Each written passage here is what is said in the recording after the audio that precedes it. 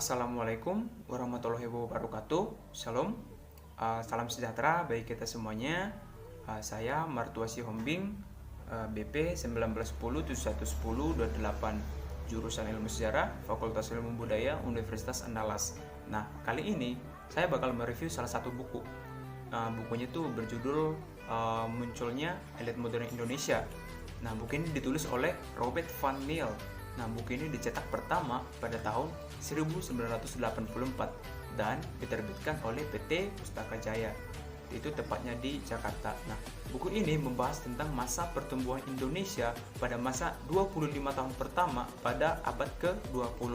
Nah, dan juga menjelaskan mengenai masyarakatnya, bidang sosial, bidang politik, dan juga peranan para kaum penggerak menuju cita-cita kemerdekaan. Pada tahun 1900, Pulau Jawa merupakan bagian yang paling utama dari kekuasaan kolonial Belanda. Nah, secara praktis berada dalam urusan tangan Menteri Perusahaan Jajahan yang menjalankan politik umum kolonial. Nah, pada waktu itu, semua partai politik Belanda bersepakat untuk menggantinya menjadi politik kolonial yang berperi kemanusiaan. Nah, sistem tanam paksa dijalankan, namun kemudian gagal karena tekanan korupsi di dalamnya. Nah, kemudian mencuat berita dan pengecaman atas hal itu, diantaranya oleh Baron van Heuvel dan Edoas Dekker. Nah, pada tahun 1820-an telah banyak masyarakat Eropa sehingga timbullah secara eksklusif dipandang dari sudut lain Jawa. Nah, golongan ini prihatin atas kemakmuran rakyat Indonesia yang sudah menurun dan menuntut otonomi lokal. Nah, pada tahun 1900-an, politik penjajahan berubah menjadi politik etis karena dianggap lebih bisa diterima daripada sebelumnya. Nah, karena dianggap lebih mengusahakan kemakmuran dan otonomi.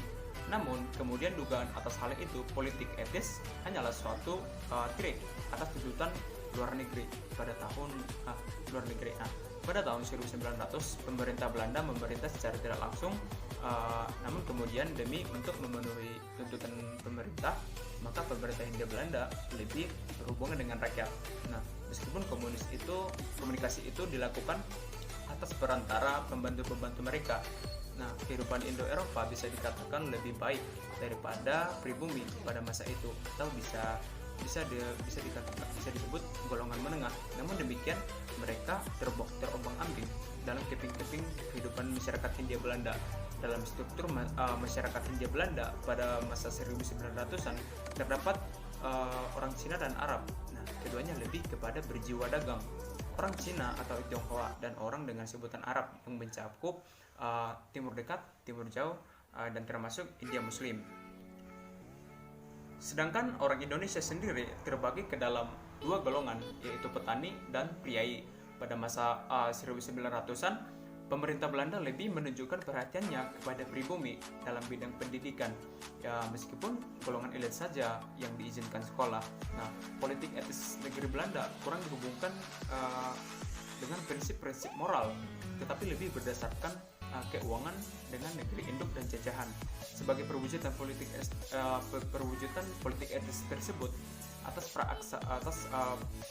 prakarsa pidato-pidato dan tulisan-tulisan Bapak Politik Etis Van Deventer, maka negeri induk harus melunasi hutang budinya terhadap negeri jajahan. Namun pada saat itu parlemen menolak memberikan dana negeri jajahan dengan cuma-cuma, maka negeri jajahan hanya diberikan kredit sebesar 40 juta gulden.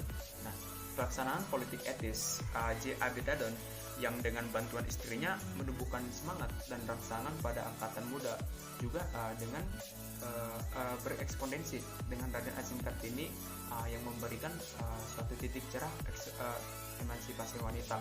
Nah, perubahan sosial di Indonesia selain dari politik etis juga gagasan unifikasi dan asosiasi untuk memperkokoh seluruh sistem penjajahan. Dan orang Eropa yang melakukan usaha asosiasi dengan cara mengirimkan putra-putra dari keluarga terkemuka untuk mengikuti pendidikan Eropa. Tak lain adalah Snowhardbronze. Nah, organisasi Budi Utomo telah muncul sebagai upaya atas persatuan. Namun kemudian dalam organisasi ini terdapat perbedaan paham radikal dan konservatif seperti Dr. Cipto dan Soehardi. hanya cukup menyuarakan masyarakat dalam bidang jurnalistik. Nah, konsepnya berjalan terus walaupun ia dibuang pada tahun 1913. Konsep tentang persamaan gaji antara Eropa dan pribumi. Gambaran menurut Furnival tentang tekanan yang ada di desa, perasaan keislaman pada abad ke-20 telah menunjukkan bahwa Islam bukan hanya sekedar agama, tetapi tuntutan hidup. Nah, sebagai suatu pertahanan terhadap tekanan-tekanan sosial, pemerintah memulai usahanya meneruskan usaha Kristen di Kepulauan Nusantara ini. Nah, diantaranya dengan surat edaran pasar dan edaran mingguan. Nah, penyerang dari pihak oposisi Islam yaitu organisasi Muhammadiyah yang didirikan oleh Haji Ahmad Dahlan. Kemudian lainnya yaitu Syarikat Islam muncul atas prakarsa Haji Sumanhudi dan Raden Mas Tirto Adi Suryo. Namun kemudian hubungan keduanya tidak berjalan baik dan Haji Sumanhudi mencari seorang penyusun organisasi dagangnya di Solo. Kemudian pilihannya jatuh kepada Umar Said Cokro Aminoto. Nah, kemudian organisasi Syarikat Islam di tangan Cokro Aminoto mengajukan untuk mendapatkan pengakuan resmi citra agama yang membuat organisasi ini begitu tumbuh dengan pesat atau cepat ya, dan memiliki cabang di kota-kota besar. Gubernur Hindenburg, pengusul politik etis yang tangguh, ia melihat perubahan-perubahan yang terjadi di masyarakat Hindia Belanda. Nah, ia menaruh kesangsian pada Syarikat Islam yang telah meminta status resmi. Apakah organisasi ini merupakan bahaya bagi pemerintah yang sah? Perang Dunia Pertama 1914 sampai 1918 sangat mempengaruhi negeri induk dan koloni-koloninya. Nah, hubungan Belanda dan Hindia Timur menjadi berkurang karena Inggris menjadi pengusaha lautan. Nah, tidak adanya komunikasi yang tetap telah memberikan kebebasan yang lebih besar kepada Gubernur Jenderal dalam ketentuan dan kebijakan. Keberhasilan Syarikat Islam di kalangan masyarakat Hindia Belanda, faktor utamanya adalah citra Islam yang menjadi besi berani untuk menarik para anggota. Nah, di akhir jabatannya, Gubernur Jenderal Hindenburg memberikan legalisasi kepada Syarikat Islam. Tak berapa lama sebelum Badan Sentral Syarikat Islam diberi status hukum, keanggotaannya telah diperbesar oleh seorang modernisasi Islam Haji Agus Salim. Nah, sebelumnya ia bekerja di pemerintahan Belanda sebagai penyelidik. Kemudian ia menyatakan berhenti dan pemerintah Hindia Belanda dan masuk Syarikat Islam. Nah, Kongres Nasional pertama Syarikat Islam Juni 1916 dan sidang kedua Oktober 1967 terjadi peristiwa yang menimbulkan sentimen dan cenderung membawa Syarikat Islam supaya langsung menjalankan aksi politik. Di Hindia Timur, mereka yang menginginkan pertahanan yang lebih kuat telah membentuk Komite Pertahanan Hindia. Syarikat Islam merasa bahwa keinginan Belanda mendorong rakyat Indonesia ke dalam angkatan bersenjata itu merupakan alat yang dapat dipergunakan untuk mendapat kedudukan yang lebih kuat di dalam hierarki sosial. Nah, Syarikat Islam hanya dapat menyatakan dukungan terhadap masuknya orang Indonesia ke dalam dinas militer. Kongres kedua Syarikat Islam, terbukanya pekerjaan pada kantor pemerintahan untuk semua orang yang sesuai tanpa memandang perbedaan ras, penghapusan pajak kepala, unifikasi peraturan, hukum pidana, penghapusan tanam paksa. Nah, membuat pimpinan Syarikat Islam merasa bahwa tuntutan mereka telah dipenuhi. Nah, ketika Kongres Nasional kedua berlangsung, di neraca terbit suatu program dasar Syarikat Islam yang menggambarkan dengan agak jelas dan condong pada sosialisme. Nah, mereka dengan jelas menunjukkan ke arah mana Syarikat Islam sedang bergerak, gitu. Ke arah mana mereka sedang menunjukkan Syarikat Islam itu untuk bergerak. Nah, yaitu arah mempercepat konflik di mana dasar realitas hubungan ekonomi dan sosial Hindia Timur akan ditentang.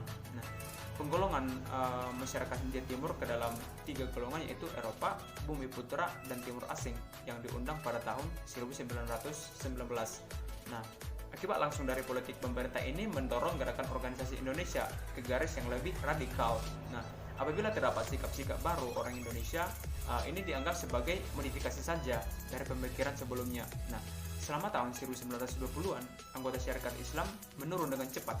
Nah, sebagaimana telah disebutkan, disebabkan kerusakan-kerusakan yang berhubungan dengan pemerintah dan karena beberapa pimpinan organisasi mendapatkan reputasi yang tidak baik. Nah, akan tetapi sebagian juga dipengaruhi oleh sikap masa bodoh para anggotanya gitu. Nah, faktor-faktor ini ditingkatkan oleh kenyataan bahwa pada 10 tahun sebelumnya pemerintah telah jauh bertindak untuk memenuhi keinginan-keinginan dan membatasi kesukaran-kesukaran yang pada dasarnya telah diperhatikan oleh syarikat Islam.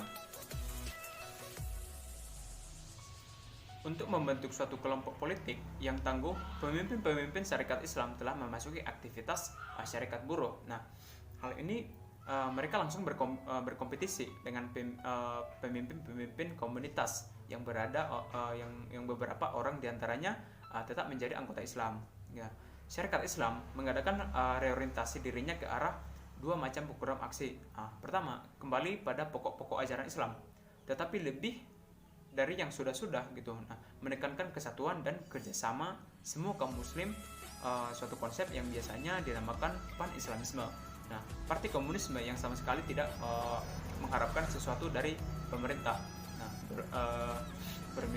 berminat dalam politik pemerintahan hanya di dalam politik pemerintahan hanya sepanjang dimungkinkan untuk melakukan penyimpangan dan bertambahnya unsur-unsur ketidakpuasan, karena disinilah komunis berusaha mendapatkan dukungan dari mereka. Dengan kembalinya Samaun dari Rusia, disinilah komunis berusaha mendapatkan dukungan. Dengan kembalinya Samaun dari Rusia, partai ini mulai dibina kembali. Nah, politik pemerintah cukup membangkitkan ketidakpuasan sehingga membuat kelompok-kelompok tertentu menerima doktrin dari komunis. Nah, lebih daripada yang sudah, tetapi pendukung utama komunis tetap datang dari unsur revolusioner. Nah, di daerah perkotaan.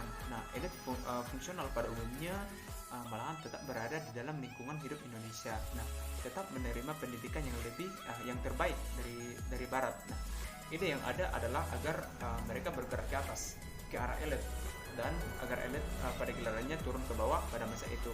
Nah, jadi mengadakan hubungan dan membentuk sintesa budaya akan merangkum semua masyarakat Indonesia. Nah, dan bukan semua penduduk India Timur, India Timur.